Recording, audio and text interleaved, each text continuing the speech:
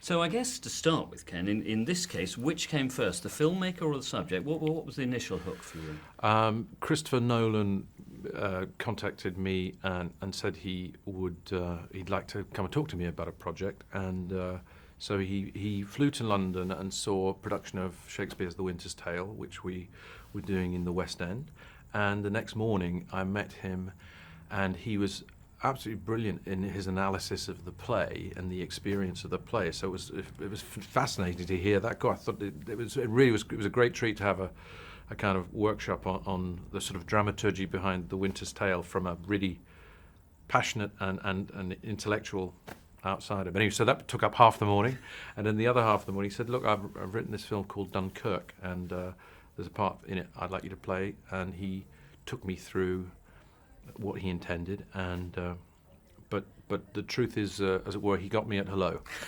So it was the filmmaker.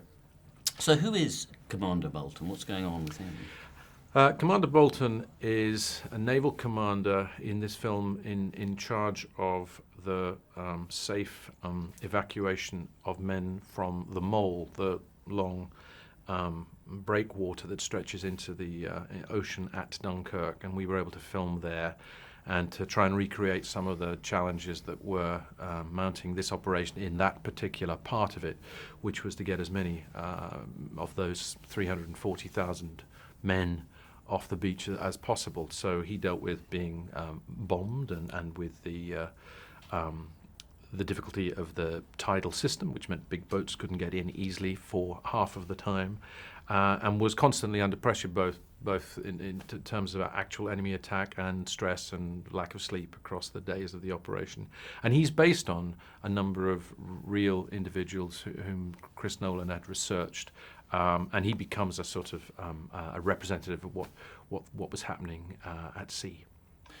I now know from you that Nolan is a great drama critic, but the other thing I know, having heard him say it many times in the last 2 days, is how he likes to shoot things for real. So Yes. You really were on the mole. Yes, and indeed. you're not against green screen, and presumably that's got to add a flavour and a context to it for you. Yes, I think that across any shooting day, you just have the real sense of how, particularly by the ocean, the temperature, the wind, the weather in general varies enormously and dramatically. So suddenly you're in a rainstorm, suddenly there's bright sunshine, everything makes a difference. Everything made all the variables in that rescue operation always challenging to deal with. So you being there in the here and now, and as Chris famously doesn't like to sit down, and nobody else does, and you get there's an energy, tremendous energy and natural quality around the set. For this picture, that's my one experience of working with Chris, which was, it continually kept you, as the film does, in the situation.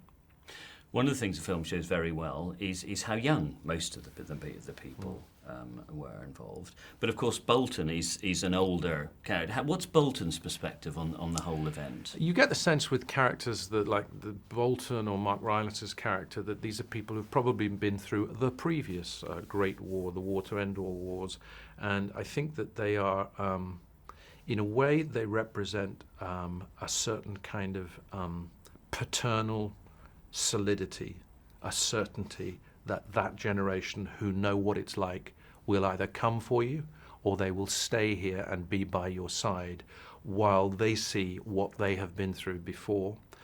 And whilst they also understand, having been through warfare themselves, the fragility of it and the necessity of helping and trying to get people home.